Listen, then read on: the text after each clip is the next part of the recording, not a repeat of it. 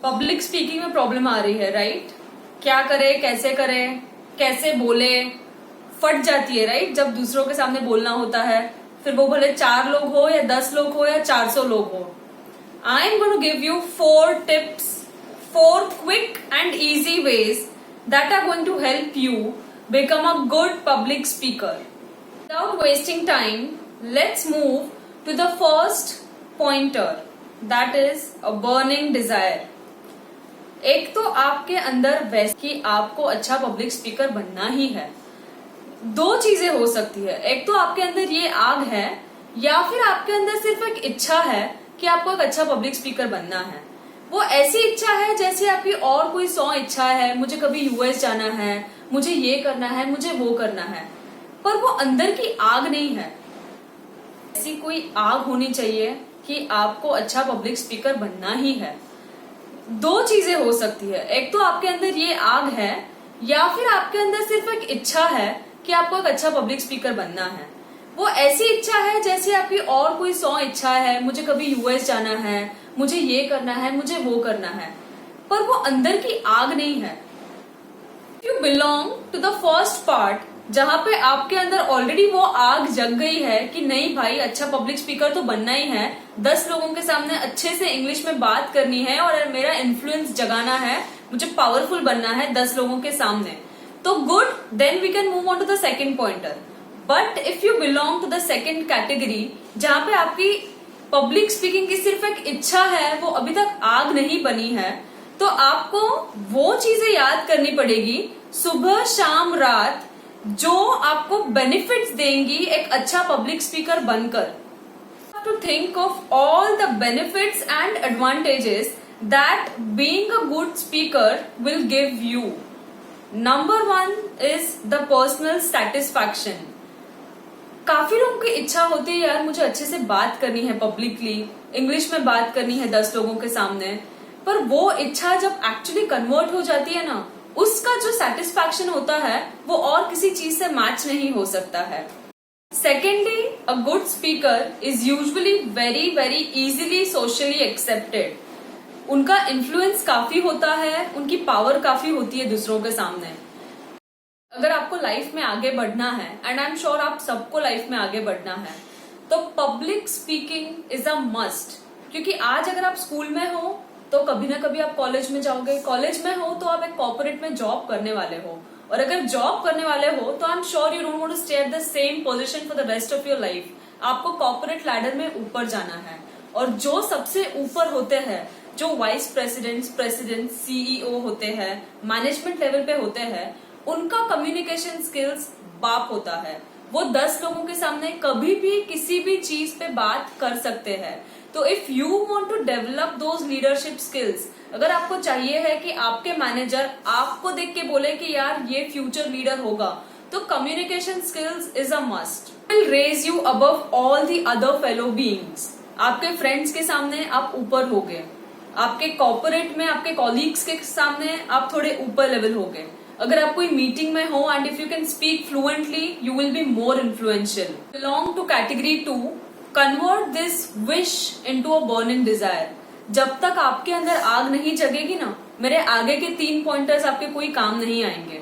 Pointer number 2, know in depth what you are talking about. Homework करके आइए। कोई meeting है कंपनी में और आपको बोला गया है सिर्फ 4 लोगों के सामने आपको एक स्मॉल प्रेजेंटेशन देनी है।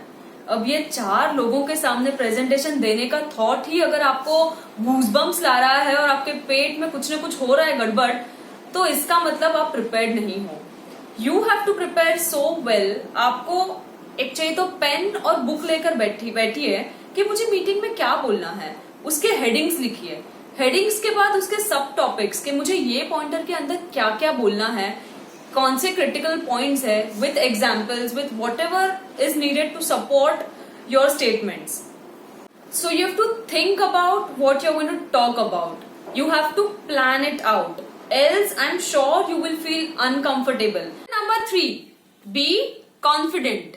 अगर आप कॉन्फिडेंट नहीं है, अगर आपके फेस पे ही नर्वसनेस दिख रही है, तो आपको तो पता ही है कि आप नर्वस हो, पर आई एम श्योर आगे के ऑडियंस को भी समझता है कि आप काफी नर्वस हो।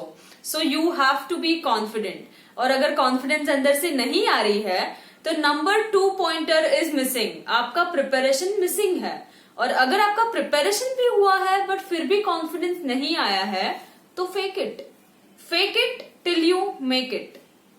सो in front of an audience don't feel nervous.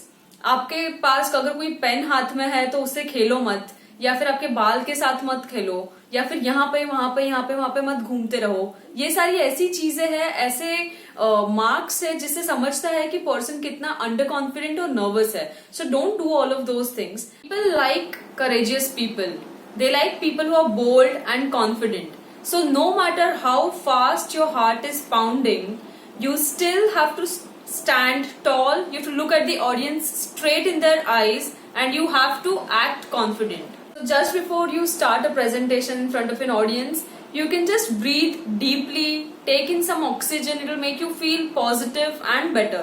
Number 4, practice, practice, practice. इसको मैं और कितनी बार बोल के आपके दिमाग में ये मैसेज डालूं पता नहीं, पर ये सबसे क्रिटिकल पॉइंट है। To keep practicing until the D-Day. Practice makes man perfect. This is something that we've always heard since childhood. But here it is time to implement this, which is keep on practicing. You can practice in front of a mirror. You can practice in front of your family and friends. When you have a speech ready or when you have the pointers ready, you can just start practicing. Don't practice once, twice, thrice. Practice it 10 times, 15 times until you're confident कि कल mirror के जगह पे 10 लोग भी होंगे फिर भी आप वो स्पीच उसी कॉन्फिडेंस से दे पाओगे। आपको क्या लगता है जो हम इतने बड़े बड़े लोगों को देखते हैं, be it right from prime minister Narendra Modi ji to cricketers to Bollywood stars to anyone you look up to, इन सब के स्पीचेस रेडी होते हैं और इन सब की प्रैक्टिस बहुत स्ट्रांग होती है। कोई भी इस दुनिया में विदाउट प्रैक्टिसिंग और विदाउट प्रिपेयरिंग एक अच्छी स्पीच 15 मिनट के लिए क्या 2-3 मिनट के लिए भी नहीं दे सकता है।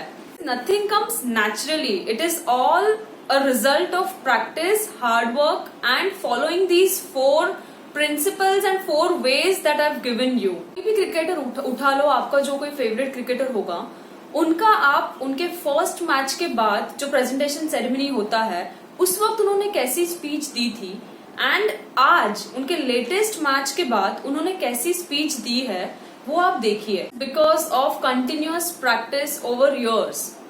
So guys, 4 things: burning desire, knowing what you're going to talk about, being confident or acting confident, and number 4, which is most critical, practicing a lot.